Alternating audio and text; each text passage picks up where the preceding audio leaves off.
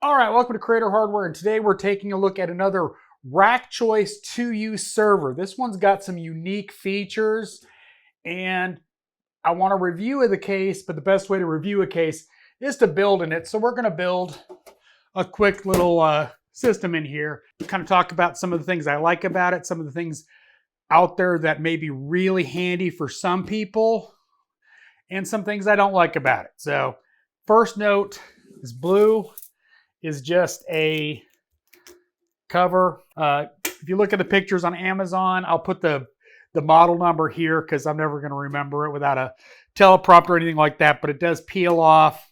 It's not a blue case. It's silver. It's just, I already peeled the case one off. But it does come with some interesting things, and we're going to talk about it. First things first, 2 screws hold on each side. The panel on just slips out. It's a little tight. Now it comes with 4 fans, a fan hub that's Molex powered, and they all have these metal grates on them. Now motherboard standoffs are not all pre-installed, so you have flexibility here. Let's talk about motherboards that it can accommodate. This weird form factor X99 board from Machinist fits in here fine. Doesn't have standoffs, which is kind of normal for these weird boards, but you still have support for the even wider boards, so you could even use a server board in this chassis. Standard ATX will fit fine as well as the AMD system I'm going to install in here. So let's talk power supplies. It mounts right here. This cage comes out. Now it comes with a pre-installed cable extension for your power supply. Now it does have a slight offset off of the bottom, so you can do side ventilation for your power supply if you want to. Don't want to have it blowing up into the lid. You can put it like this, blow it out the side, and then you just have to install the different plug that does come with it. Now capacity on this for hard drives is 6 hard drives. It also supports 5 1/4 bays here as well, but there's a kind of big problem with the hard drive tray. As you can see, it supports 3 of them. The problem is down here. If you don't have a thin SATA connector, it will not plug in. Like my intended purpose on this rig was to use my EVGA power supply. It literally physically cannot plug in there. So keep that in mind if you want the full capacity of hard drives, is you're gonna need plugs that will actually physically plug in there, because as you can see, there's no clearance. Now they just screw and unscrew into the chassis. One's right here, and another one screws down right here. 4 screws. Problem is, this one back here, or wherever you have the connectors for that bottom drive, you're gonna not be able to use, because it literally physically will be in the way, or you're gonna have to plug it in after the fact. So just keep that in mind. It might make plugging stuff in a little awkward. Now let's talk something kind of really cool about this case. It comes pre-installed with a expansion bay that is offset. So if you want to have, like, you know, other cards using risers or something like that, you have that option. You also have the option, which is really cool if you want to do like Plex transcoding, is with a riser cable, you could conceivably plug in a not unreasonable size graphics card in here and just use a riser cable. It does fit. Now this, your tension mechanism that it uses works fine. It's clunky keeping these slot covers in. That's why I don't have them in. But, you know, with a, daughter card, you could plug this in to your motherboard. Works really well. All you got to do is line up the hole and screw it back in. Now with a graphics card there, you're going to have to modify this bracket. Now this flange unfortunately interferes with it locking in, like right there. So you are going to have to modify that a little bit if you want to put a graphics card in there. But you do have some creative options for transcoding or something like that if you want to use a graphics card that's, you know, an actual reasonable size and not a 3-slot, 4-slot, etc. A quick note on this 90 degrees shifted IO. This is removable, and they do include replacement IO shields to replace it if you want to. You basically have to remove all these screws, and then this whole unit pops out, and then you have to put in replacement shields for wherever you're going to have a... So not the most, you know, fun system to swap out as far as that, but it is what it is. Like I said, it's kind of tukey to put these IO shields back in. They tend to want to move, tend to not want to stay in place. The stock cooler has been used before, so I will have to reapply thermal paste. And I'm sure everyone's going to love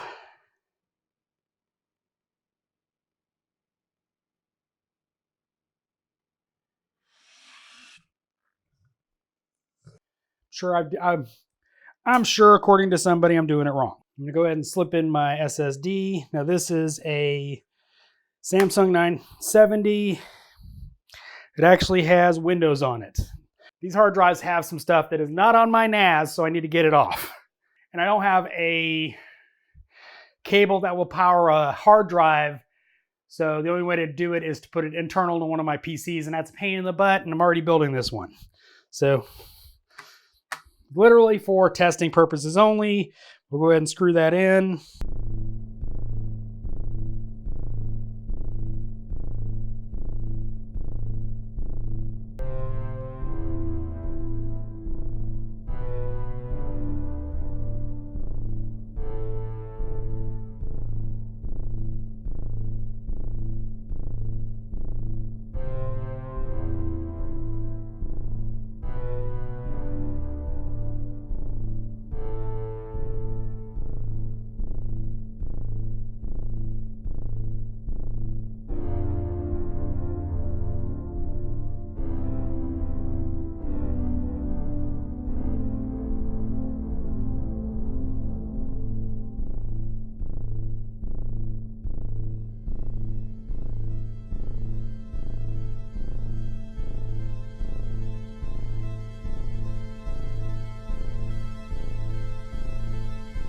Got the bracket all installed, pretty simple. Of course, then you got to route your power cable, plug it in, make sure your power supply's on, though you might be able to get to it.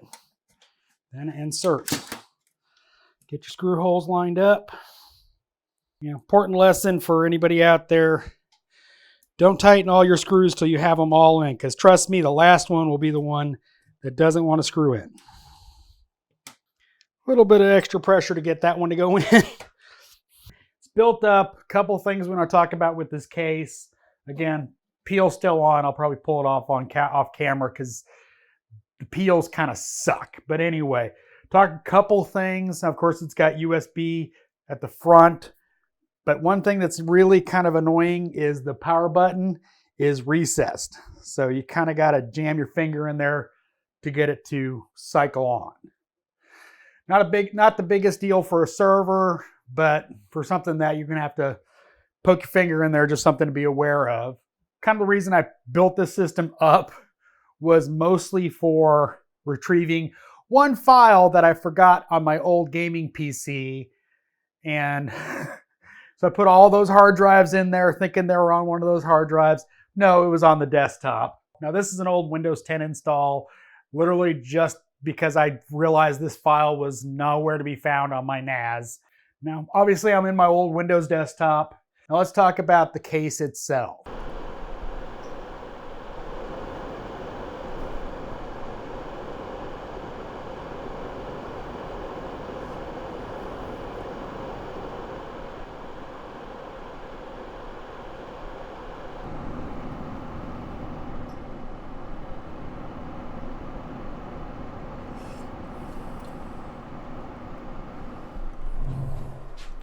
Noise. With those built-in fans, it's not quiet. There's a good bit of wind noise, fan noise. I put it at the level of about a gaming PC at full tilt, you know, rendering a game. So not horrible, but not the best as far as, you know, for me in this office next to my editing PC. It has a built-in dust filter.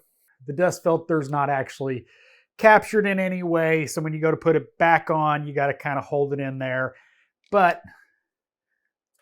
these are captured and spring-loaded, so that's kind of a nice feature. Not one of those, you know, amazing, but not too bad either. Now, overall, decent case to build in. Construction is decent. These handles are pretty dang sturdy. You can obviously put rails on it if you want to.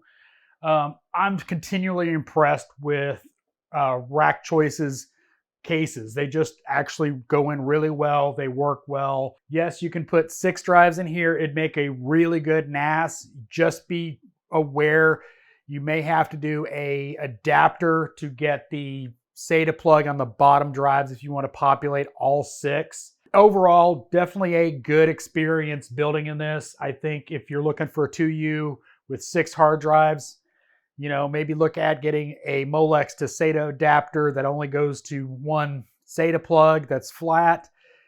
Probably be good.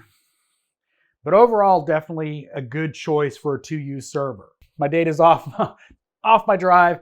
And so the good news for me is these 3 drives can now be wiped and installed in my Unraid server, because unfortunately my Unraid server is now at 50% capacity, and when I built it, I only did 1 parity drive, which is not the best situation, so I want to eventually fix that.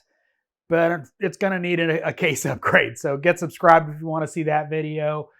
But if you're looking at a 2U case, this is definitely a good option. Hope you like this video. As always, thanks for watching. This is Creator Hardware.